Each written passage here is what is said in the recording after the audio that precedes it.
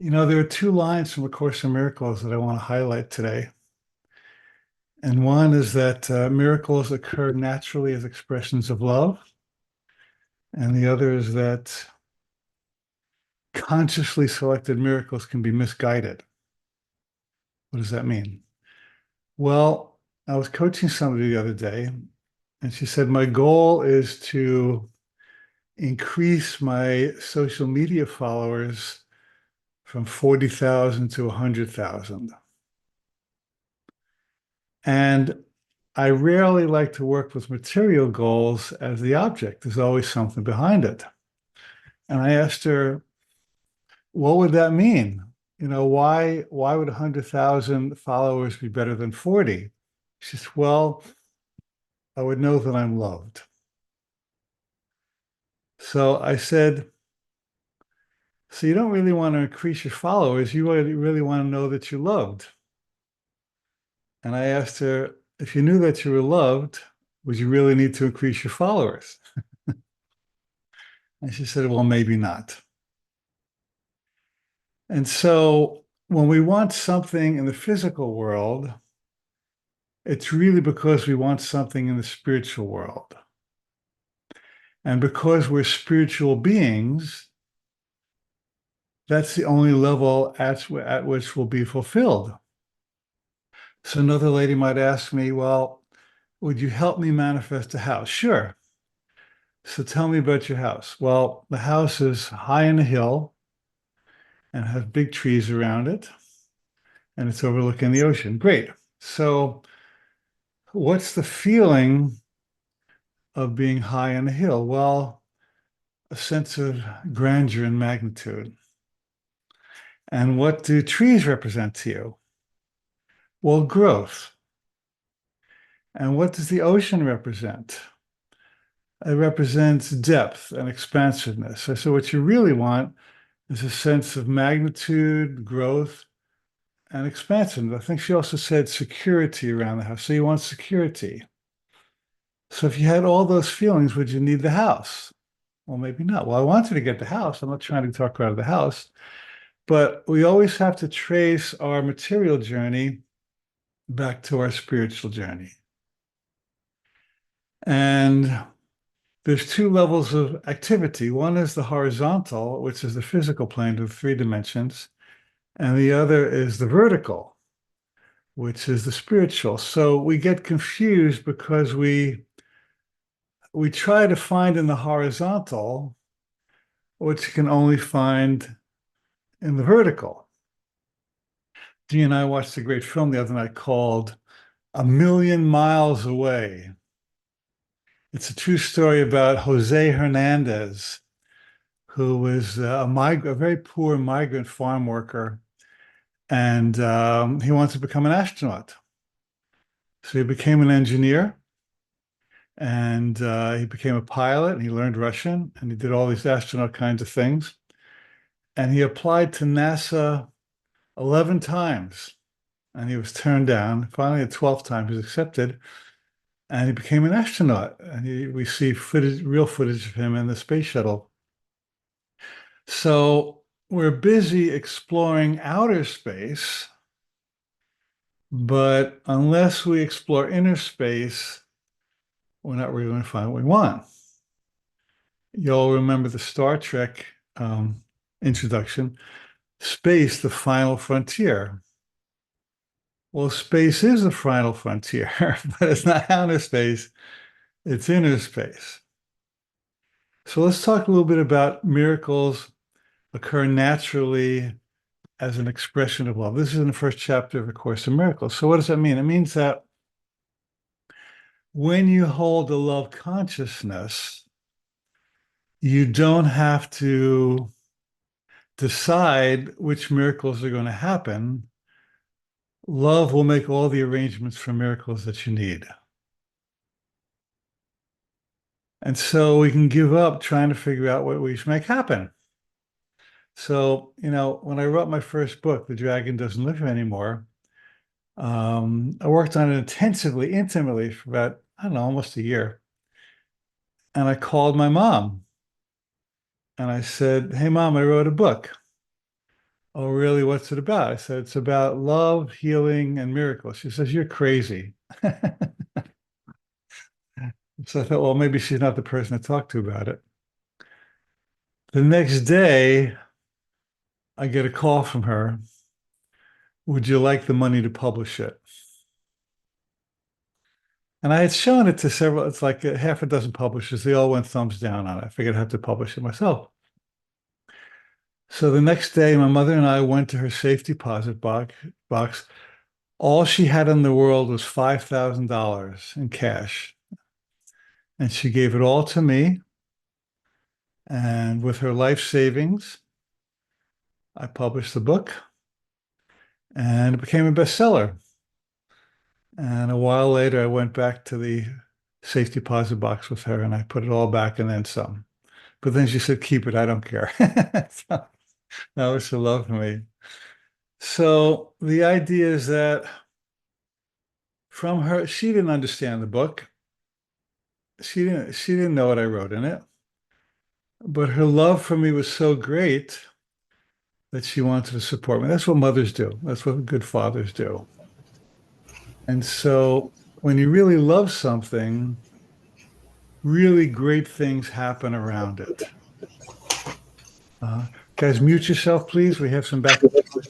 So, Mark, would you help muting folks who are unmuted? Thank you. Now, we can take this to another level. So it's not just when you're loving somebody else that great things happen. It's when you're loving yourself, great things happen as well. Another word for love is passion. And I don't mean just sexual passion. I mean life force passion. And when you're excited about something, even though it may defy material laws or quote reality, you attract miracles.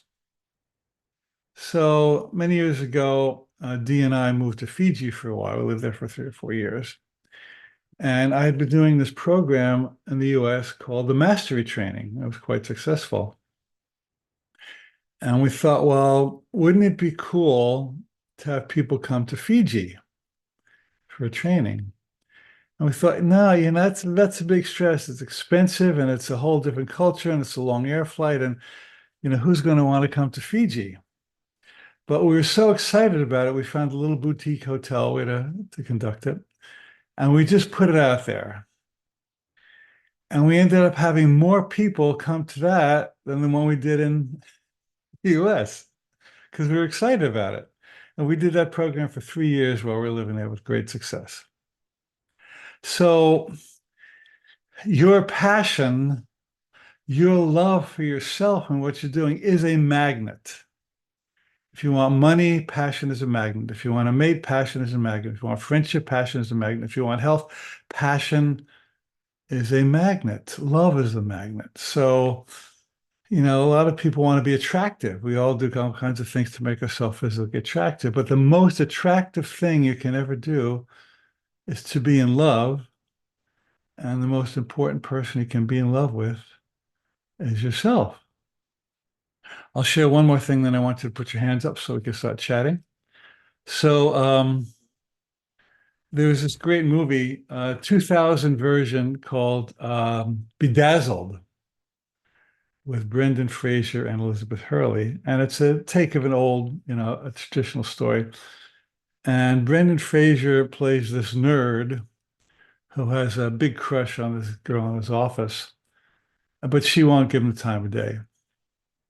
And so Elizabeth Hurley shows up as the devil and she makes a deal with him. And she says, I'll give you 7 wishes if you'll sell me your soul.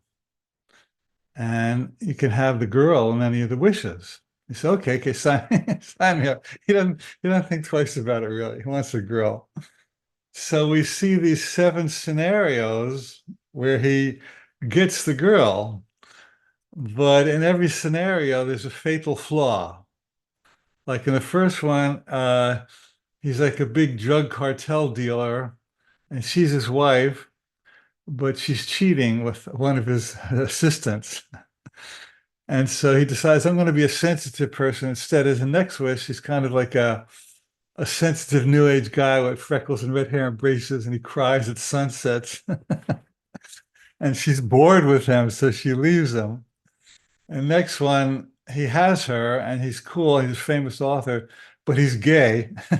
So, so in every scenario, it doesn't work out for some reason because he dictated the miracle. You understand? He said, "I must get that girl," and so finally, he exhausts all his wishes, and he ends up in jail for one reason or another. And there's this beautiful a guy in the cell with him, this beautiful black man with cornrows and a shiny face. And he says, "What are you doing here?" He says, I sold my soul to the devil." And this other guy says, smoking a cigarette. He says, "No, dude." He says, he's an angel, really. This guy's not a guy, he's an angel. He says, "You can't sell your soul because it belongs to God. And God's not going to give your soul to any devil or anybody." And then there's a happy ending. He meets another girl that he's happy with. So you have to really be careful about consciously dictating miracles. And I coached somebody once who she she learned about storyboarding, vision boarding, where you put a vision of something you want on the refrigerator and you get it. So she found this really good looking guy, and she put a picture of him on her refrigerator. She kept looking at, "I want a guy like that. I want a guy like that. I want a guy like that. I want a guy like that." And finally, she got a guy like that, good looking guy, and she married him. Unfortunately, he turned out to be an alcoholic. And she went back to that picture. And in the picture, he was holding a drink in his hand.